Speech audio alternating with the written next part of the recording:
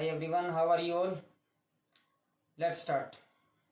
देखिए, आज हम लोग जो है बात करेंगे प्रेजेंट कॉन्टिन्यूअस टेंस के बारे में।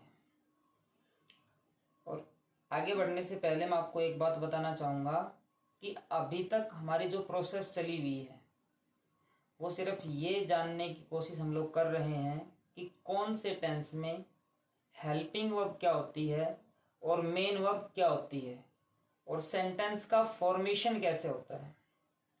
मीन्स हेल्पिंग वर्ब कौन से टेंस में क्या आती है, मेन वर्ब क्या आती है और एक फॉर्मेशन सेंटेंस का किस तरीके से बनता है। सिर्फ इतनी ही बातें अभी हम जानने की कोशिश कर रहे हैं।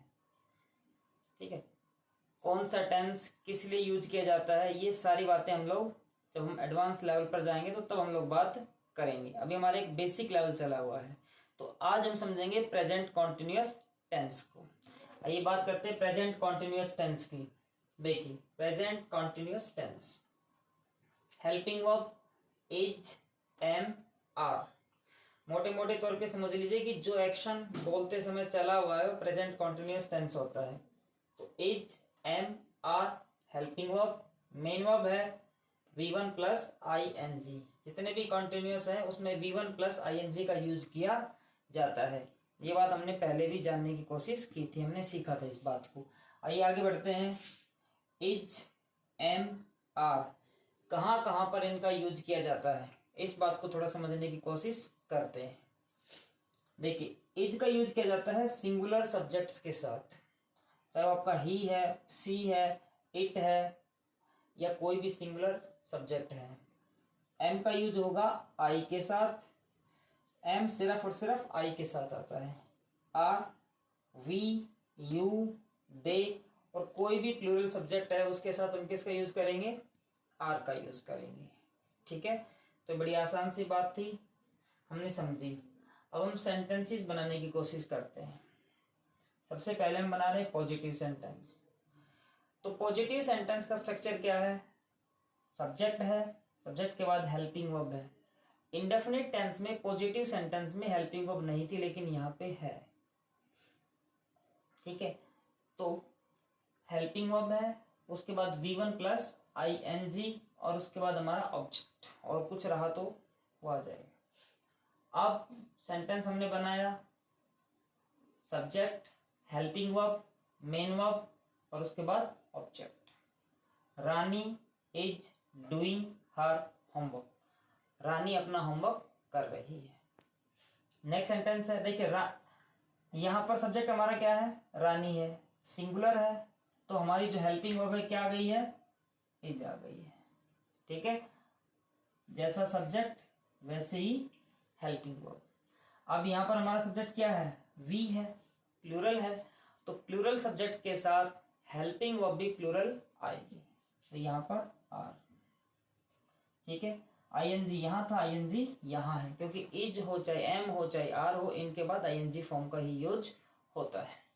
Next, negative sentence. Negative sentence को जब समझने की कोशिश करें तो सब्जेक्ट है, हेल्पिंग वर्ब है, उसके बाद नॉट है, V1 प्लस ING है और फिर ऑब्जेक्ट है। ठीक है, तो सेंटेंस है हमारी आई एम, आई के साथ क्या आता है, एम आता है। अभी हमने जानने की कोशिश की है, तो आई के साथ एम।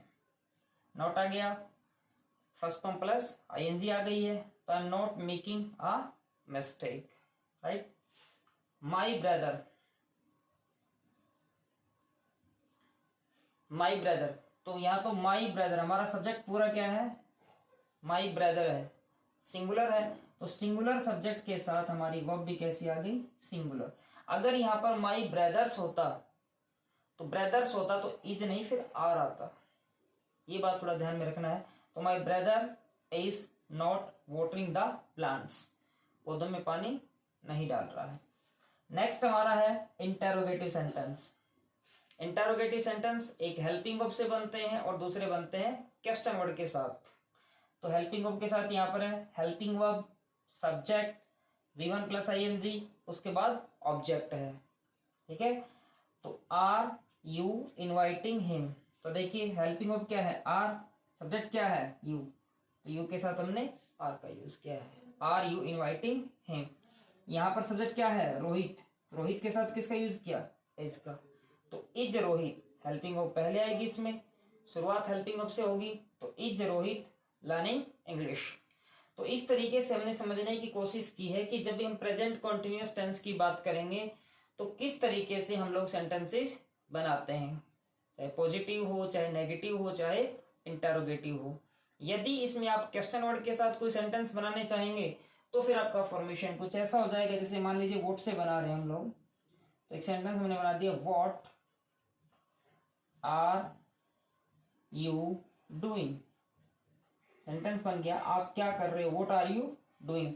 तो व्हाट के साथ ये क्वेश्चन वर्ड है, ये हेल्पिंग वर्ब है, हेल्पिंग वर्ब किसके अकॉर्डिंग आई है, सब्जेक्ट के अकॉर्डिंग, राइट। तो ये व्हाट आर यू डूइंग, और फिर आपकी मेन वर्ब, ऑब्जेक्ट इसमें जानना ही चाह रहे हैं हम लोग, इसलिए हमने किसका यूज किया, व्हाट का, राइट। तो इस तरीके से ये एक प्रेजेंट कॉन्टिन्यूअस टेंस है कि किस तरीके से इसकी हेल्पिंग वर्ब जो है, मेन वर्ब है, हम उनका यूज करते हैं।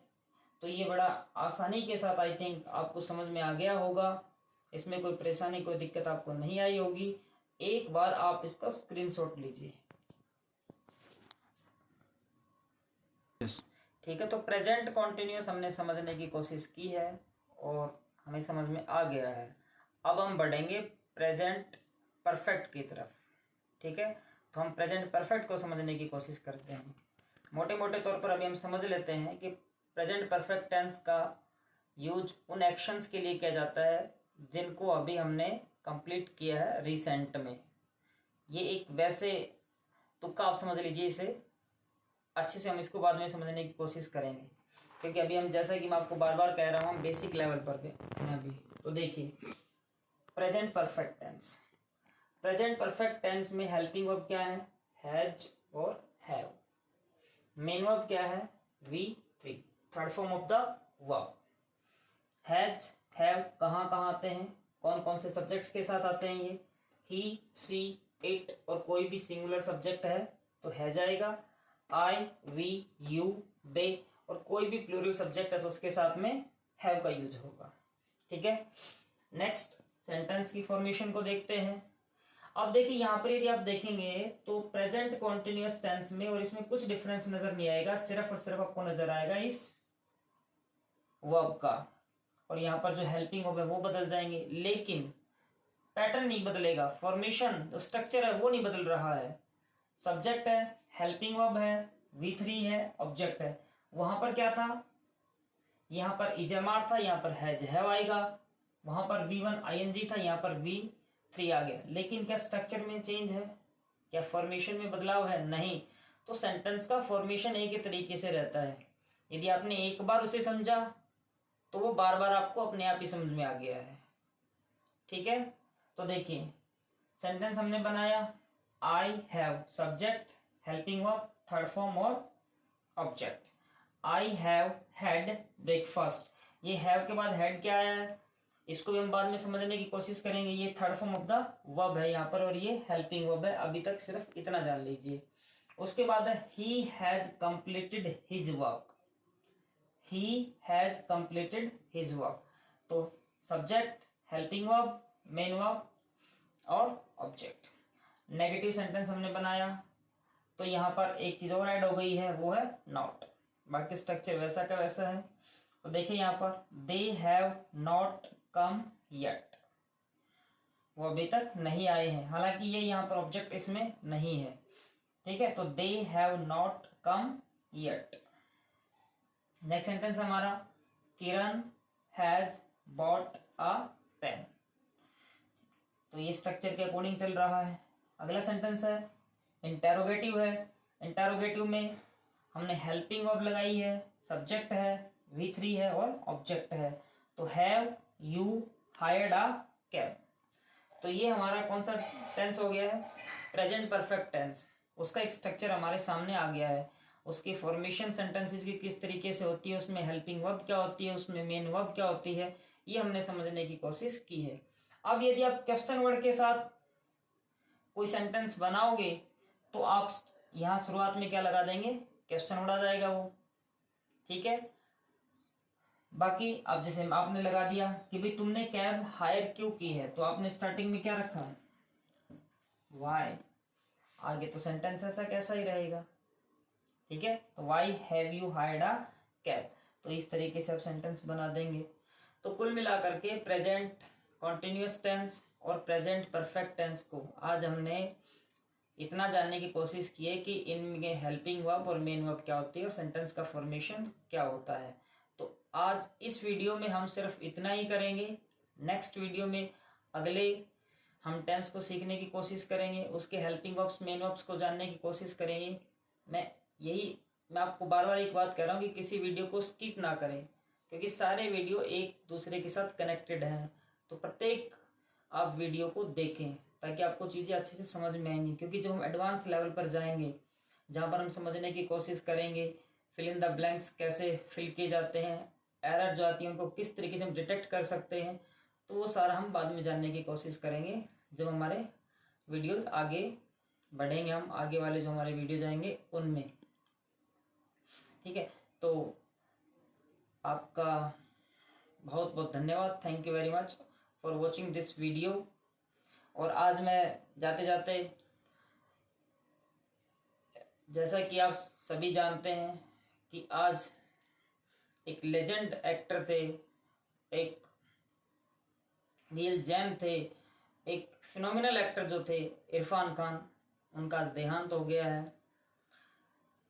वो एक बहुत ही he was not from a affluent family, he was from a poor family, लेकिन उस बॉटम से लेकर के वो वहां तक पहुंचे हैं, बिल्कुल जेनिथ तक।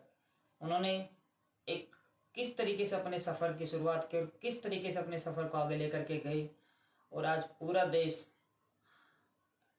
उनके लिए शोकाकुल है, बटा ग्रीव्ड है, और आज उनको याद कर रहा है और उनको मिस कर रहा है। तो उनके जीवन से भी हम एक इंस्पिरेशन ले सकते हैं कि हम चाहे किसी भी फैमिली में हैं, हम चाहे कैसे ही एटमॉस्फेयर में हैं, चाहे हमारे पास सुविधाएं हैं, फैसिलिटीज़ हैं, नहीं हैं, लेकिन यदि हमारे अंदर किसी काम को करने की चाहत है, शिद्दत है, जुनून है, तो हम बिल्कुल जेनिथ पर पहुंच सकते हैं, हम ऊंचाइयों को छू सकते हैं। तो इन्हीं वर्ड्स के साथ मैं अपना जो ट्रिब्यूट है उनको पे करता हूँ। May his soul rest in peace and thank you very much again, bye bye.